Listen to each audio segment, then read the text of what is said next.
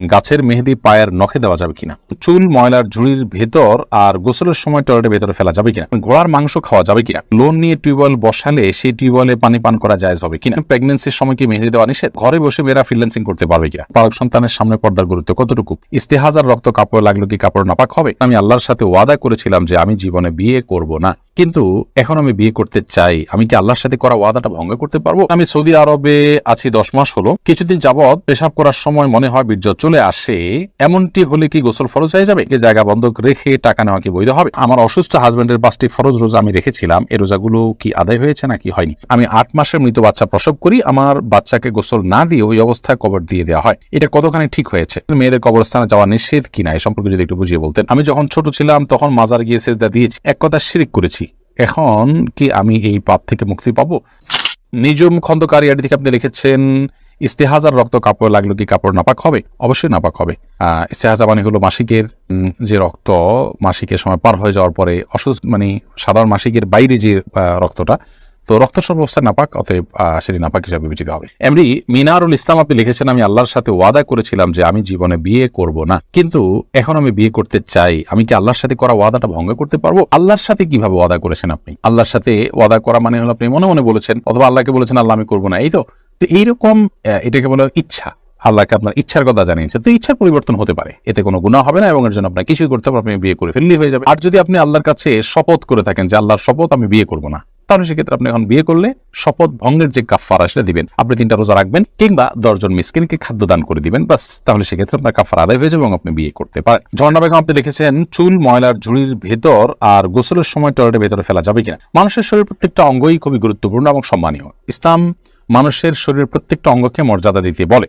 আল্লাহ সুবহানাহু ওয়া তাআলা বলেছেন ওয়ালাকাদ কাররামনা বানি আদম, আমি আদম সন্তানকে অর্থাৎ মানুষদেরকে মর্যাদা দিয়েছি, সম্মানিত করেছি, অতএব মানুষের শরীরের কোনো অংশ, অঙ্গ, চুল, গোপ অথবা আপনার দাড়ি কিংবা আপনার নখ, এগুলো নোংরা জায়গায় ময়লা জায়গায় ফেলাটা অনুচিত, কিন্তু এটা ফেললে যে কোনো বড় গুনাহ হবে এরকম না, কিন্তু অনুচিত পর্যায়ের গুনাহ। সেক্ষেত্রে এগুলোকে আমরা একত্র করে মাটিতে যেমন পুঁতে ফেলতে পারি বা মাটিতে ফেলে দিলাম মাটির সাথে মিশে গেল, সেটা হতে পারে, কিন্তু নোংরা বা ময়লার সাথে সেটা ফেলাটা অনুচিত কাজ। খান শাহ আলম আপনি লিখেছেন আড়ি থেকে জায়গা বন্ধক রেখে টাকা নেওয়া কি বৈধ হবে, জায়গা বন্ধক রেখে আপনি যদি টাকা নেন তাহলে সেটা বৈধ হবে, কিন্তু যদি টাকাটা নেওয়ার পর আপনার অতিরিক্ত টাকা আপনাকে দিতে হয়, সুদও দিতে হয় পাশাপাশি, তাহলে সেটা হারাম হবে। অর্থাৎ বন্ধক নেওয়া বন্ধক রেখে টাকা নেওয়া এটা মৌলিকভাবে জায়েজ বিষয় এবং কোরআনে সেটা করতে বলেছে। লোন নিলেন কোনো কিছু বন্ধক রেখে, কিন্তু আপনি টাকাটা যখন ফেরত দিতে যাবেন তখন টাকা আপনাকে অতিরিক্ত সুদ হিসাবে দিতে হবে, এটা যদি হয় তাহলে সেটা গুনাহের কথা। আবার যে জায়গা বন্ধক রেখেছেন তিনি যদি সেই বন্ধকি জায়গাটা ভোগ করেন তাহলে তিনি গুনাহগার হবেন, সেক্ষেত্রে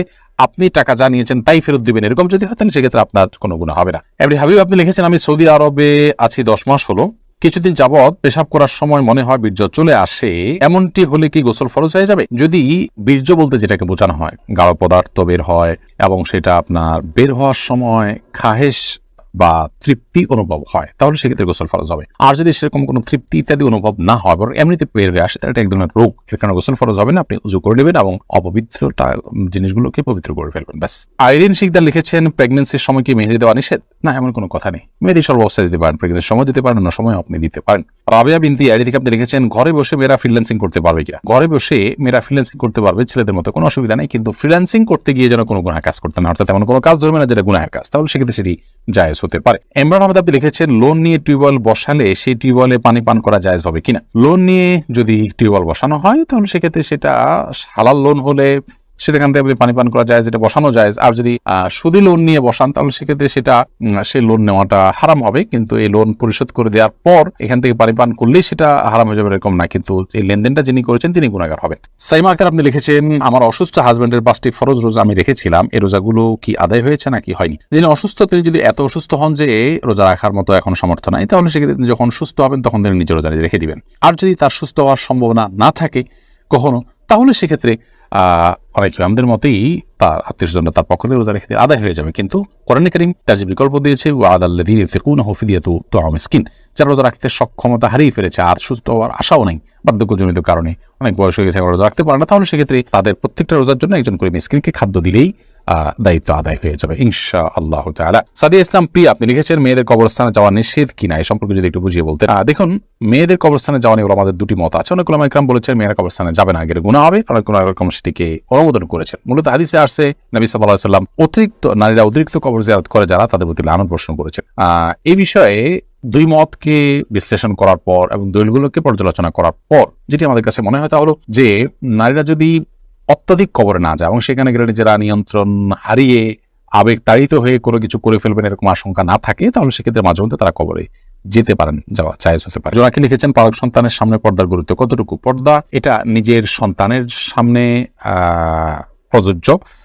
নিজের সন্তানের সামনে প্রযোজ্য হয় না, কিন্তু পালক সন্তানের সামনে একজন অপরিচিত মানুষের মতোই প্রযোজ্য হবে। যদি পালক সন্তান আপনার দুধ সন্তান হন, সাথে দুধের কোনো সম্পর্ক হয়, ধরুন আপনি একজন পুরুষ, আপনার স্ত্রী কোনো ছেলেকে পালক এনে তাকে দুধ পান করিয়েছে, তাহলে সেক্ষেত্রে তার সাথে দুধের সম্পর্ক হয়ে গেল, তাহলে এই ছেলের সাথে আপনার স্ত্রীর আর দেখা দেওয়া হালাল থাকলো, এখন আর তার জন্য হারাম না। তো এরকম কোনো সম্পর্ক যদি তৈরি হয়ে যায় তাহলে ভিন্ন কথা। যদি সম্পর্ক সেটা না হয়, দুধের সম্পর্ক তৈরি না হয়, তাহলে সেক্ষেত্রে পালক সন্তান আর অপরিচিত মানুষদের কোনো পার্থক্য নেই। এই বিষয়টি আমাদের সমাজে অনেকে বোঝেন না বোঝার কারণে দেখা যায় যে পালক সন্তানকে নিজের সন্তান মনের মতো মনে করে আমরা অনেকে তার সাথে পর্দা বিধান মেনে চলি না, যেটা আমাদেরকে অনেক গুনাহের ভাগিদার করে ফেলে। মারিয়াম জামিলা আপনি লিখেছেন গাছের মেহেদি পায়ের নখে দেওয়া যাবে কিনা? কোনো অসুবিধা নেই। আমরা অনেকে মনে করি মেহেদি এটা মাথায় বা দাড়িতে দিতে হয়, এটা বোধ হয় নখে দিলে অপমান হয়।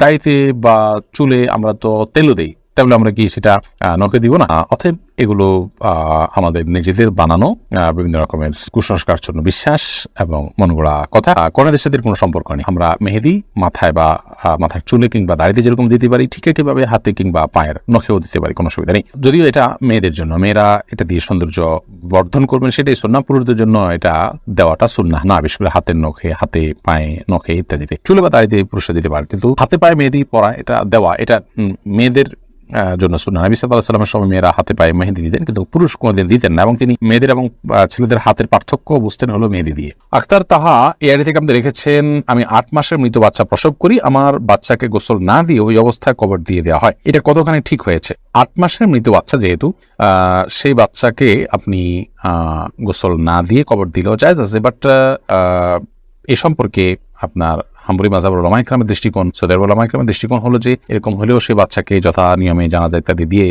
আপনার দাফন করতে হবে, যদিও আহনাফ মাযহাবের ভিন্ন মত রয়েছে। জাহিদুর আপনি এডি থেকে লিখেছেন ঘোড়ার মাংস খাওয়া যাবে কিনা? ঘোড়ার মাংস খাওয়া নিয়ে আগে আমরা একটা প্রশ্ন উত্তর দিয়েছি। ঘোড়ার মাংস খাওয়া নিয়ে অনেক উলামা ইকরাম এটাকে মাকরুহ বলেছেন, অনেকে এটাকে জায়েজ বলেছেন, তবে এটাকে হারাম কেউ বলেননি। মাকরুহ মানে হলো না খাওয়া উচিত, অপছন্দনীয় এই টাইপের। আর অনেক ইমামগণ এটাকে হালাল বলেছেন, তবে হারাম কেউ বলেননি। মাহমুদ মাহিন আপনি লিখেছেন আমি যখন ছোট ছিলাম তখন মাজার গিয়ে সেজদা দিয়েছি, এক কথা শিরক করেছি, এখন কি আমি এই পাপ থেকে মুক্তি পাবো? ভাই মাহমুদ, অবশ্যই আপনি মুক্তি পাবেন। এমন কোনো পাপ নেই যেটা থেকে অপরাধ করলে আপনি তওবা করলে আপনি মাপ পাবেন না। যদি কোনো পাপ করার পর কেউ দুনিয়া থেকে চলে যান ওই অবস্থায় তওবা ছাড়া, তাহলে সেক্ষেত্রে মাফ করবেন না যদি সেটা শিরকের গুনাহ হয়। কিন্তু যেহেতু এখানে আপনি আলহামদুলিল্লাহ আপনি যেহেতু এখন জীবদ্দশায় আপনার ভুল বুঝতে পেরেছেন, আল্লাহর কাছে কেমন আপনি মাপ চাবেন এবং নিজের কাজে নিজে অনুতপ্ত হবেন, ভবিষ্যতে আর কখনো করবেন না, সংকল্প করবেন, ইনশাআল্লাহ অবশ্যই আল্লাহ তাআলা আপনাকে মাফ করবেন। সুমাইয়া সাদ্দাম এআইডি থেকে আপনি লিখেছেন আমার এক আত্মীয় আমার অজান্তে আমার একটি ছবি টিকটকে ছেড়ে দিয়েছে, বর্তমানে তার টিকটক আইডিটি হ্যাক হয়ে গেছে, ছবিটা ডিলিট করা হয়, আমার এখন করণীয় কি?